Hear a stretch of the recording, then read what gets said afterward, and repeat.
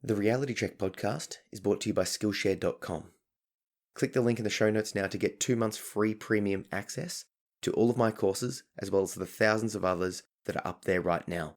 If you want to learn how to do something and you're not sure where to find an instructor for it, Skillshare is the place to go. My courses go in depth on how to meditate for your mental health. So if you've been looking for an excuse to start meditating, or if you want to help support the podcast, click the link, sign up, and get started. Remember, the first 2 months are free and you can cancel at any time. So I want to talk about trust, and in particular, how can you trust someone with a mental illness? So before you start messaging me with an uproar, hear me out, because I'm talking from a place of experiencing this from both sides. Let me spell it out for you. Someone that has a mental illness, or a disability, or some sort of thing that impacts their brain, by definition, how they're thinking is not normal. And I don't mean abnormal in the sense of them being a freak, but I do mean abnormal in the sense that whatever's going on in their mind is different from that of a quote-unquote regular person. Now, I'm speaking to this from a place of having mental illness myself and having issues down that path for the majority of my lifetime. So the reason I bring this up is because the more I talk about this, the more it will become publicly known that I have and do suffer from mental illness. And the more I talk about my experiences, the more people will get an insight into my mind. Now, that will understandably make them judge me.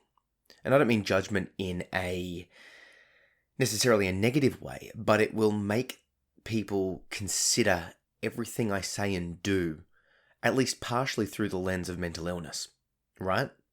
So if I say that I'm not feeling well, or if I cancel on an engagement, or if I seem a little bit upset or angry, or I come across as a bit depressed or anxious, if you know that I struggle with mental illness of some sort, it wouldn't be a far jump to go, well, it's most likely that the mental illness is causing Zach to do these things.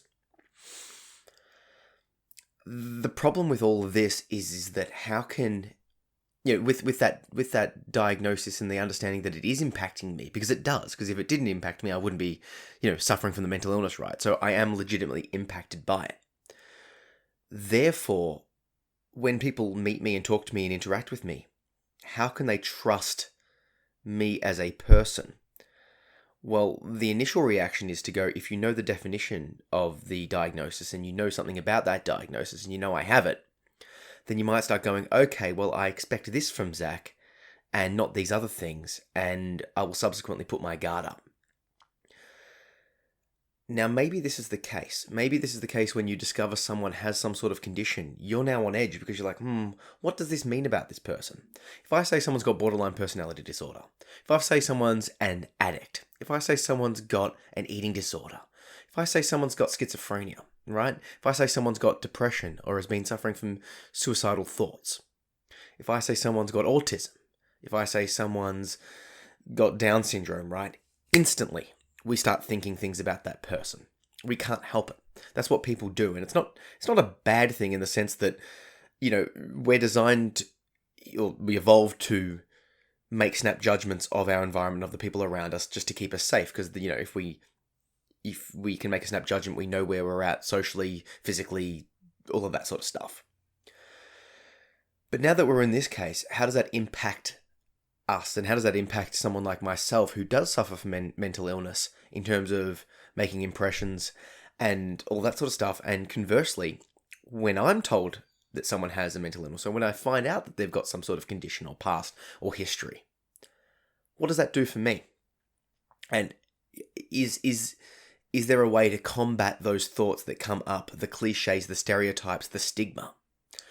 Because one of the main drives that I've been going for here is stigma reduction.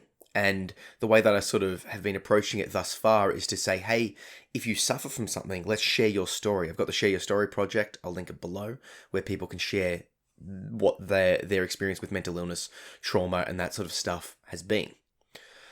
The idea being that if you share your story, you are able to show the reality and sort of break through that sort of stigma or stereotyped view. However, unless you take the time to read and investigate and talk to and really get an in-depth understanding of people with different conditions, you're not going to be able to break the stigma completely.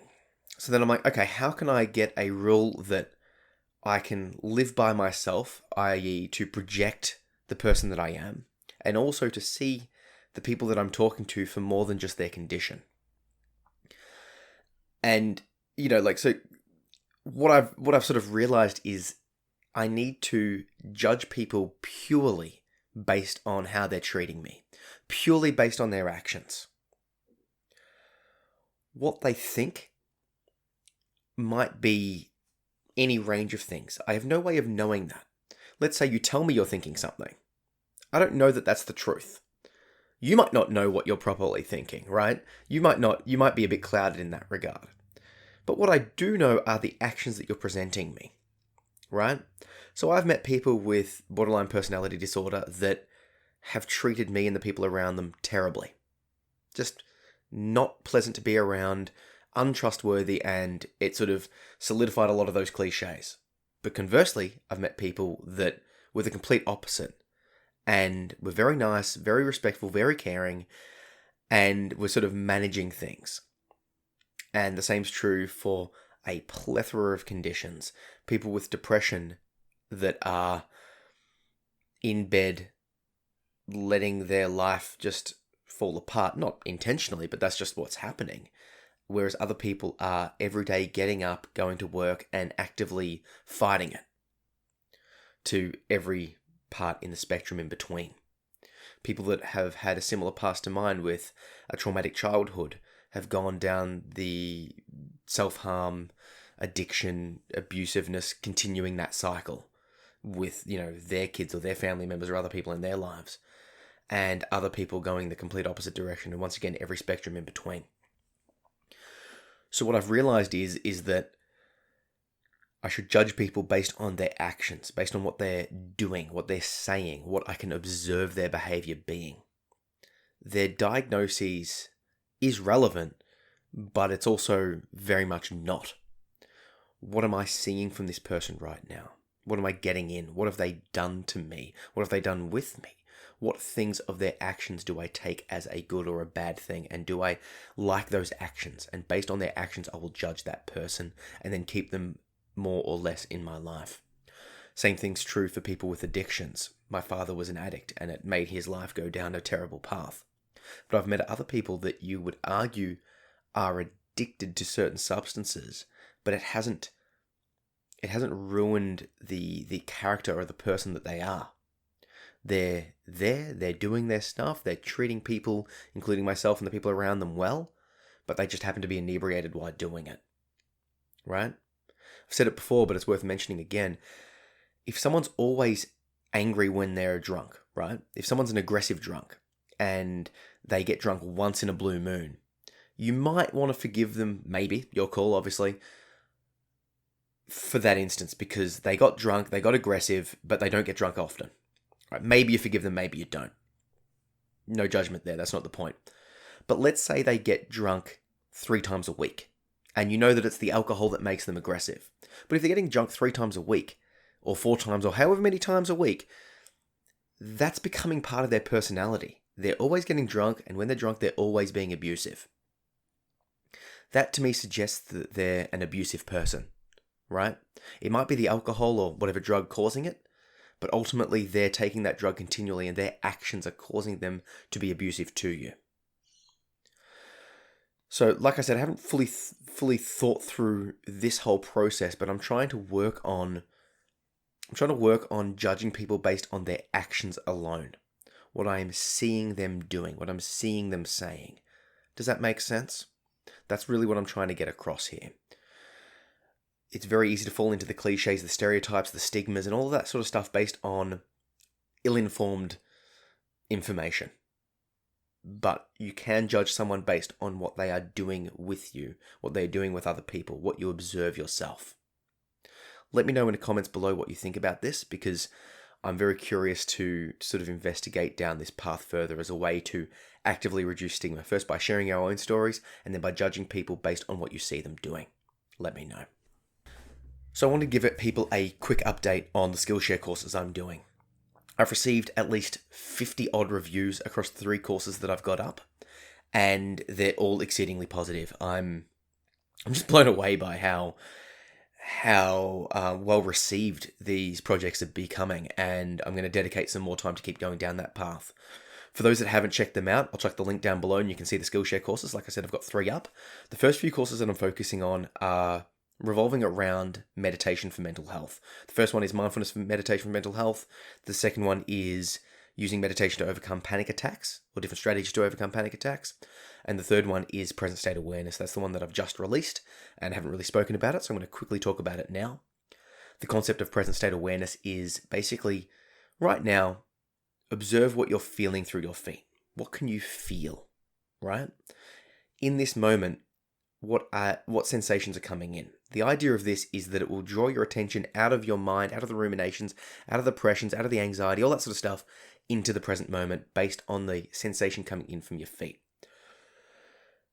The idea of this course is, and what it will teach you to do, is it will give you a method of becoming aware of the present moment based on what your senses are telling you. What can you see, hear, touch, taste, and smell? I like this approach because you can use it as a way to counteract mental afflictions in the present moment. Right now, what are you sensing? What are you feeling? And that way you can very quickly train yourself to come back to the present moment when you notice your mind going off. So like I said, click the link down below and you'll get access to all of my courses. If you sign up, you get 2 months free as a trial period, and you can cancel anytime, so you can check out my courses and all the other courses and just cancel. I do get a bit of a kickback from Skillshare when people sign up via that link, so it's a great way to support what I'm doing here with only upsides for you. And on the other side of things, Skillshare is amazing because it's a bunch of people with a bunch of different expertise from around the world teaching you stuff. So unlike school, where you're forced to get the teachers that are just local, right? You can choose which teachers from around the world to teach you whatever you want to be taught. So for example, I'm doing a class on character building. There's a lady that teaches, basically how to write, and being a, burgeoning writer, I want to learn how to do fiction better. I feel like I've got the non-fiction side of stuff down pat and I'm able to go down that path, but I know my character development, other things in my writing needs improvement. So what am I doing? I'm learning it. Same thing for a bunch of different skills. Any topic, there's a bunch of stuff up there. I will be going down the path of doing all the stuff that I've got from my book, How to Get Your Shit Together, in the sense of there's a bunch of chapters in the book that will directly relate to a video lesson, and the idea being that through the video lesson, you'll be able to access the book, and through the book, you'll be able to access the video lessons, and they'll provide good complements. For some people prefer it written or audiobooks. Other people prefer visual, and I can sort of go into a different sort of depth with the video courses that I can't with the book, and vice versa. So it's sort of all going to connect up together. So yeah, check it out. And there really is no reason to not try it, because like I said, 2 months free, cancel anytime, helps me out, helps you out, helps everyone out. And if you're looking for an excuse to start meditation, get onto it, because it truly is the cornerstone of my mental health. I meditate every morning, mindfulness meditation. There's a course on that I've put up. And there's a distinct reason for it. No matter what's happening in my life, no matter what, I will guarantee myself that time. That is the quintessential first thing for my mental health, mindfulness meditation. Everything else comes after that. I exercise so much every day, right? 2 to 4 hours daily. I'm in the gym in some capacity using my body. I value meditation over that. I don't eat sugar, I don't drink. However, if I had to choose between meditation and going down that diet path of drinking and sugaring, if that's what it took to meditate, I would definitely do it. I see therapists, I write for myself, I do a bunch of self-care. All of that aside, if I could only choose one thing to change, meditation.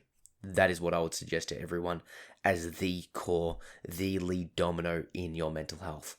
So with that in mind, I'm not going to dwell on it anymore. Check out the course, check it out, free entry, 2 months, cancel anytime, start meditating and start feeling great. Final thing I want to suggest is, like I said, with the book, How to Get Your Shit Together, or my other 2 books, Under the Influence and Upgrade. They're all available as paperbacks, ebooks, and audiobooks. And I'm far and away getting more sales on the audiobooks. And I think that makes sense because, it's in your ear, you can take it anywhere, that sort of stuff. I think my sales are 100 to 1. For every 100 audiobook sales, I'll get 1 physical or ebook sale. And I think that's just testament to the society that we're in. We'd love to have it, in our ears. It's convenient. Once again, I've got them up on Audible, and if you sign up to Audible via that link, I get a bit of a kickback and you get that first book for free. So I'll put a link to my book section on my website where you can check out a bit more information about those 3 books and the other books that I've got coming up. And if you like the idea, once again, sign up. It's free. You get the free book, cancel anytime. You get to read it and, enjoy. So with all that in mind, if you want to contact me, if you've got a question to ask, any of that sort of stuff, I'm on social at Zach P. Phillips, and my website's zachary-phillips.com.